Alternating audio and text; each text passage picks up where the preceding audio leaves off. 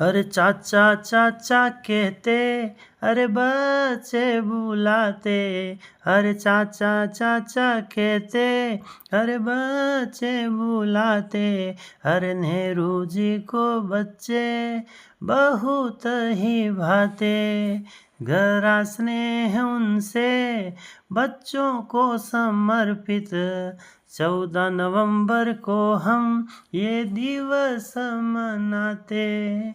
खेलो कूदो पढ़ो लिखो राष्ट्र की प्रगति है। खेलो कूदो पढ़ो लिखो राष्ट्र की प्रगति है। अवसर सबको मिल जाए ये दिवस जरूरी है। देश का भविष्य अरे इनमें छुपा है। हर देश का भविष्य इनमें छुपा है।